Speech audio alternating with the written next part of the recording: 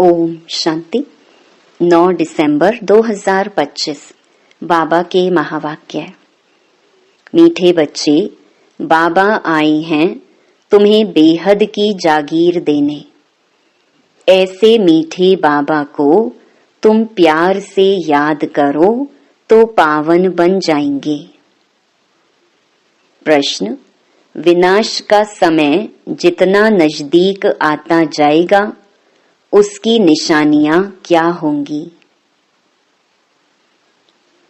उत्तर: विनाश का समय नजदीक होगा तो पहला, सबको मालूम पड़ता जाएगा कि हमारा बाबा आया हुआ है। दूसरा, अब नई दुनिया की स्थापना, पुरानी का विनाश होना है। बहुतों को साक्षात्कार भी होंगे। तीसरा, सन्यासियों, राजाओं आदि को ज्ञान मिलेगा। चौथा, जब सुनेंगे कि बेहद का बाप आया है, वही सद्गति देने वाला है, तो बहुत आएंगे। पांचवा, अखबारों द्वारा अनेकों को संदेश मिलेगा। छठा, तुम बच्चे आत्म अभिमानी बनते जाएंगे, एक बाप की ही याद में अतीन्द्रिय सुख में रहेंगे। गीत: इस पाप की दुनिया से। ओम शांति। यह कौन कहते हैं और किसको कहते हैं? रूहानी बच्चे। बाबा घड़ी घड़ी रूहानी क्यों कहते हैं? क्योंकि अब आत्माओं को जाना है। फिर जब इस दुनिया में आएंगे तो सुख होगा। आत्माओं ने यह शांति और सुख का वर्षा कल्प पहले भी पाया था। अब फिर यह वर्षा रिपीट हो रहा है। रिपीट हो तब सृष्टि का चक्कर भी फिर से रिपीट हो। रिपीट तो सब होता है ना। जो कुछ पास्ट हुआ है सो रिपीट होगा। यूं तो नाटक भी रिपीट होते हैं, परंतु उनमें चेंज भी कर सकते हैं। कोई अक्षर भूल जाते हैं तो बनाकर डाल देते हैं। इसको फिर बाइस्कोप कहा जाता है। इसमें चेंज नहीं हो सकती। यह अनादि बना बनाया है। उस नाटक को बना बनाया नहीं कहेंगे। इस ड्रामा को समझने से फिर उनके लिए भी समझ में आ जाता है। बच्चे समझते हैं जो नाटक आदि अभी देखते हैं वह सब हैं झूठे। कलयुग में जो चीज देखी जाती है वह सतयुग में होगी नहीं। सतयुग में जो हुआ था सो फिर सतयुग में होगा। यह हद के नाटक आदि फिर भी भक्ति मार्ग में ही होंगे। जो चीज भक्ति मार्ग में होती है वह ज्ञान मार्ग अर्थात सतयुग में नहीं होती। तो अभी बेहद के बाप से तुम वर्षा पा रहे हो। बाबा ने समझाया है, एक लौकिक बाप से और दूसरा पारलौकिक बाप से वर्षा मिलता है।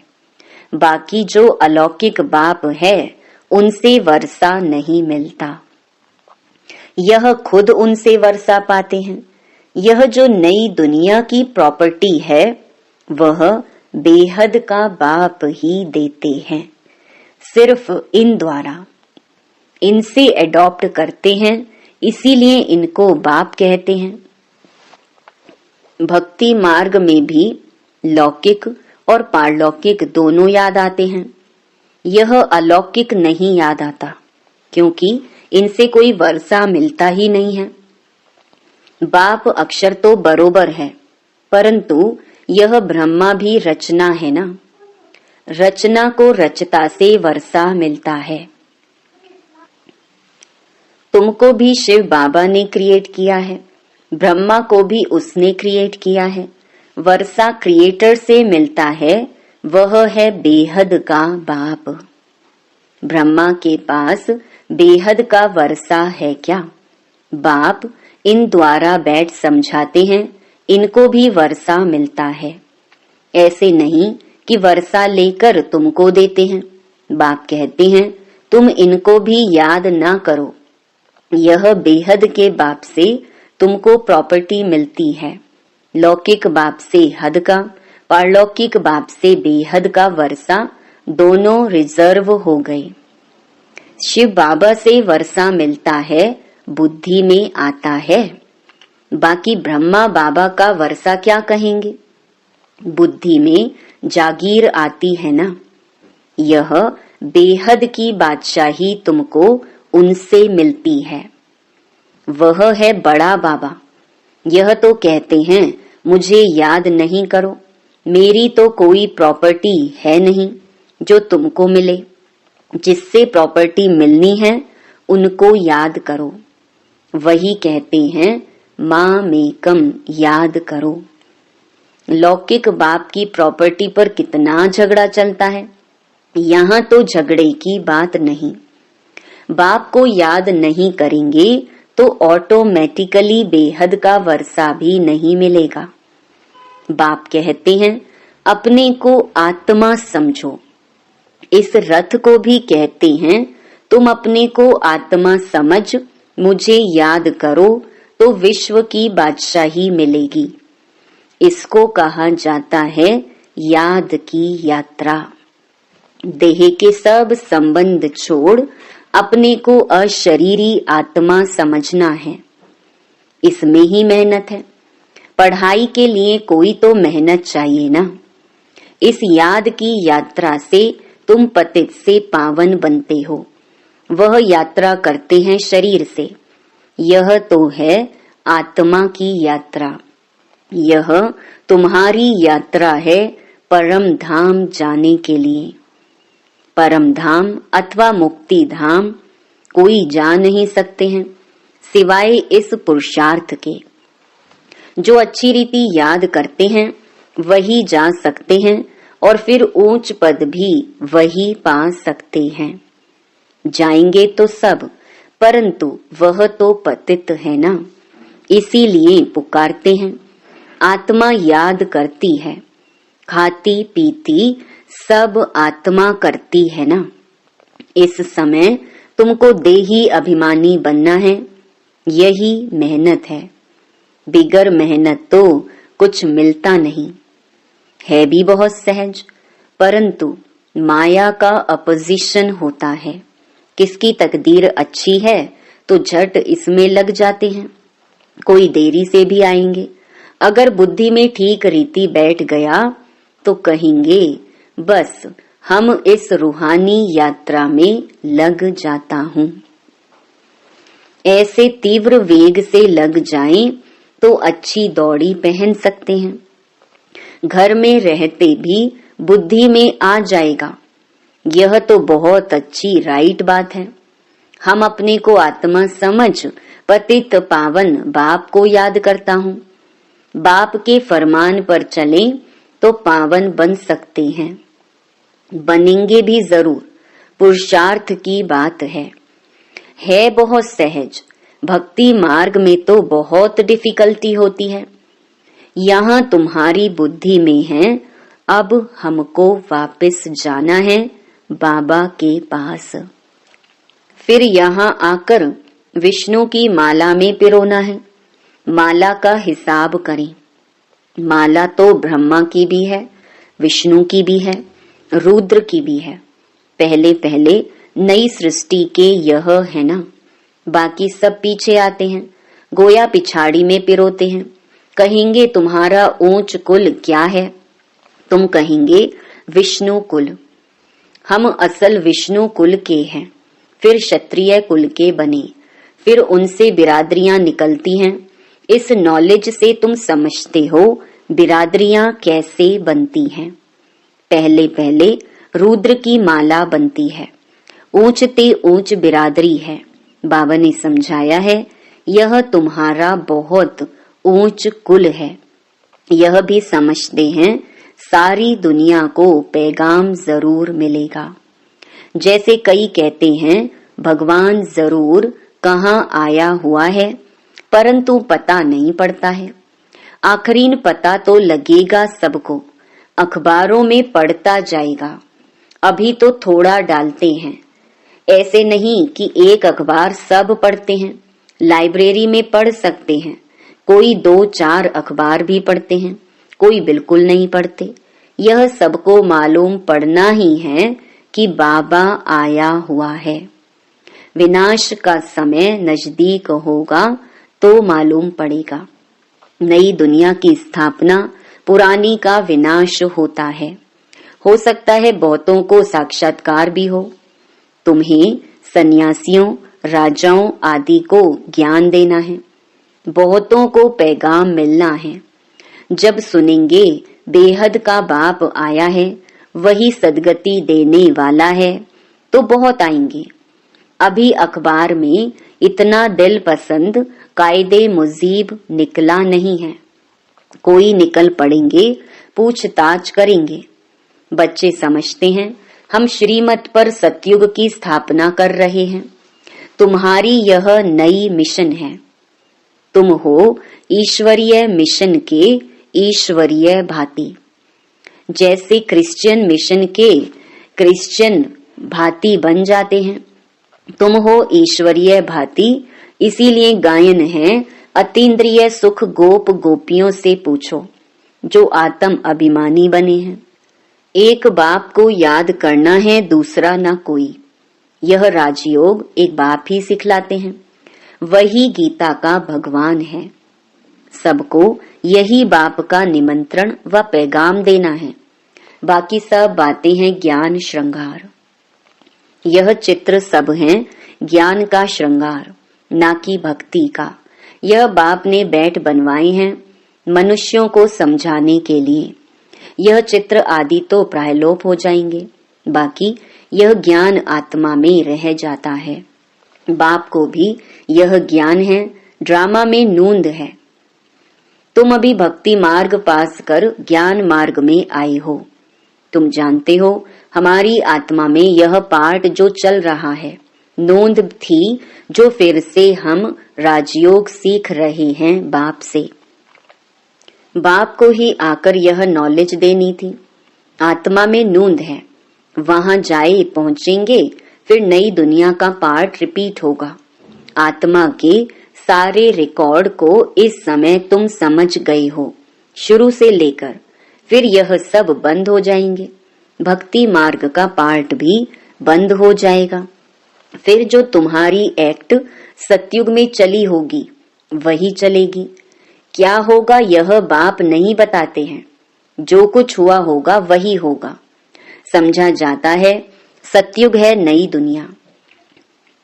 जरूर वहां सब कुछ नया, सतो प्रधान और सस्ता होगा। जो कुछ कल्प पहले हुआ था वही होगा। देखते भी हैं इन लक्ष्मी नारायण को कितने सुख हैं। हीरे जवाहरात धन बहुत रहता है। धन है तो सुख भी है। यहाँ तुम भेंट कर सकते हो, वहां नहीं कर सकेंगे। यहाँ की बातें वहां सब भूल जाएंगे। यह है नई बातें जो बाप ही बच्चों को समझाते हैं। आत्माओं को वहां जाना है जहां कारोबार सारी बंद हो जाती है। हिसाब किताब चुकतू होता है, रिकॉर्ड पूरा होता है। एक ही रिकॉर्ड बहुत बड़ा है। कहेंगे फिर आत्मा भी इतनी बड़ी होनी चाहिए, परंतु नहीं। इतनी छोटी आत्मा में 84 जन्मों का पार्ट है। आत्मा भी अविनाशी है। इनको सिर्फ वंडर ही कहेंगे। ऐसे आश्चर्यवत चीज और कोई हो ना सके।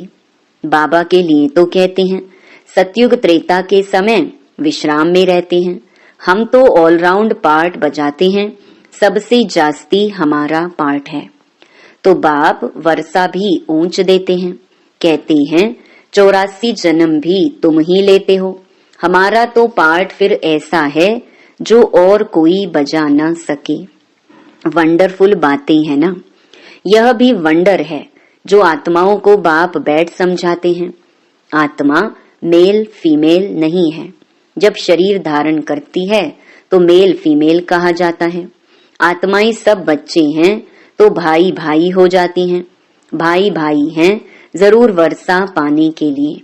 आत्मा बाप का बच्चा है ना, वर्षा लेते हैं बाप से, इसीलिए मेल ही कहेंगे। सब आत्माओं का हक है बाप से वर्षा लेने का। उसके लिए बाप को याद करना है, अपने को आत्मा समझना है। हम सब ब्रदर्स हैं। आत्मा आत्मा ही है, वह कभी बदलती नहीं। बाकी शरीर कभी मेल का कभी फीमेल का लेती है। यह बड़ी अटपटी बातें समझने की हैं और कोई भी सुना न सके। बाप से या तुम बच्चों से ही सुन सकते हैं। बाप तो तुम बच्चों से ही बात करते हैं। आगे तो सबसे मिलते थे, सबसे बात करते थे। अभी करते करते आखिरीन तो कोई से बात ही नहीं करेंगे। सन शोज फादर है ना, बच्चों को ही पढ़ाना है। तुम बच्चे ही बहुतों की सर्विस कर ले आते हो। बाबा समझते हैं यह बहुतों को आप समान बनाकर ले आते हैं। यह बड़ा राजा बनेंगे, यह छोटा राजा बनेंगे। तुम रूहानी सेना भी हो जो सबको रावण की जंजीरों से छुड़ाए अपनी मिशन में ले आते हो। जितनी जो सर्विस करते हैं उतना फल मिलता है। जिसने जास्ती भक्ति की है वही जास्ती होशियार हो जाते हैं और वर्षा ले लेते हैं। यह पढ़ाई है। अच्छी रीति पढ़ाई नहीं की तो फेल हो जाएंगे। पढ़ाई बहुत सहज है, समझना और समझाना भी है सहज। डिफिकल्टी की बात नहीं, परंतु राजधानी स्थापन होनी है, उसमें तो सब चाहिए ना। पुरुषार्थ करना है, उसमें हम ऊंच पद पाएं। मृत्यु लोक से ट्रांसफर होकर अमर लोक में जाना है। जितना पढ़ेंगे उतना अमरपुरी में ऊंच पद पाएंगे। बाप को प्यार भी करना होता है, क्योंकि यह है बहुत प्यारे ते प्यारी वस्तु। प्यार का सागर भी है, एक रस प्यार हो ना सके। कोई याद करते हैं, कोई नहीं करते हैं। किसको समझाने का भी नशा रहता है ना। यह बड़ा टेम्पटेशन है। कोई को भी बताना है यह यूनिवर्सिटी है, यह स्पिरिचुअल पढ़ाई है। ऐसे चित्र और कोई स्कूल में नहीं दिखाई जाते। दिन प्रतिदिन और ही चित्र निकलते रहेंगे जो मनुष्य देखने से ही समझ जाएं। सीढ़ी है बहुत अच्छी, परंतु देवता धर्म का नहीं होगा तो उनको समझ में नहीं आएगा। जो इस कुल का होगा उनको तीर लगेगा। जो हमारे देवता धर्म के पत्ते होंगे वही आएंगे। तुमको फील होगा यह तो बहुत रुचि से सुन रहे हैं। कोई तो ऐसे ही चले जाएंगे। दिन प्रतिदिन नई नई बातें भी बच्चों को समझाते रहते हैं। सर्विस का बड़ा शौक चाहिए। जो सर्विस पर तत्पर होंगे वही दिल पर चढ़ेंगे और तख्त पर भी चढ़ेंगे। आगे चल तुमको सब साक्षात्कार होते रहेंगे। उस खुशी में तुम रहेंगे। दुनिया में तो हाहाकार बहुत होना है, रक्त की नदियां भी बहनी हैं। बहादुर सर्विस वाले कभी भूख नहीं मरेंगे, परंतु यहाँ तो तुमको वनवास में रहना है। सुख भी वहाँ मिलेगा।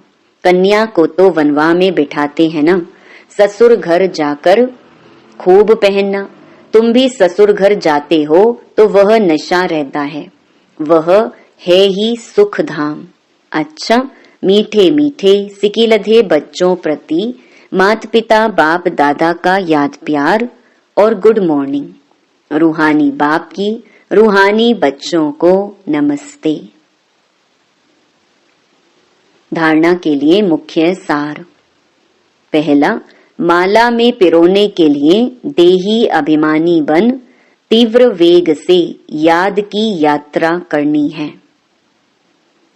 बाप के फरमान पर चलकर पावन बनना है। दूसरा, बाप का परिचय दे बहुतों को आप समान बनाने की सर्विस करनी है। यहाँ वनवाह में रहना है।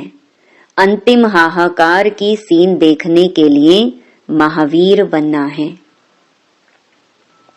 वरदान, बंधनों के पिंजड़े को तोड़कर जीवन मुक्त स्थिति का अनुभव करने वाले सच्चे ट्रस्टी भव। शरीर का व संबंध का बंधन ही पिंजड़ा है। फर्ज अदाई भी निमित्त मात्र निभानी है, लगाव से नहीं, तब कहेंगे निर्बंधन। जो ट्रस्टी बनकर चलते हैं वही निर्बंधन है। यदि कोई भी मेरापन है तो पिंजड़े में बंद है। अभी पिंजड़े की मैना से फरिश्ते बन गए, इसीलिए कहाँ जरा भी बंधन ना हो। मन का भी बंधन नहीं, क्या करूं, कैसे करूं, चाहता हूं, होता नहीं, यह भी मन का बंधन है। जब मरजीवा बन गए तो सब प्रकार के बंधन समाप्त। सदा जीवन मुक्त स्थिति का अनुभव होता रहे। स्लोगन: संकल्पों को बचाओ तो समय बोल सब स्वतः बच जाएंगे। अव्यक्त इशारे: अब संपन्न व कर्मातीत बनने की धुन लगाओ। कर्मातीत अर्थात कर्म के किसी भी बंधन के स्पर्श से न्यारे। ऐसा ही अनुभव बढ़ता रहे, कोई भी कार्य स्पर्श न करे और करने के बाद जो रिजल्ट निकलती है उसका भी स्पर्श ना हो, बिल्कुल ही न्यारापन अनुभव होता रहे।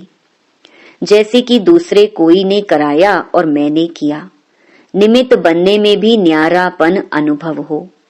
जो कुछ बीता फुल स्टॉप लगाकर न्यारे बन जाओ। अच्छा।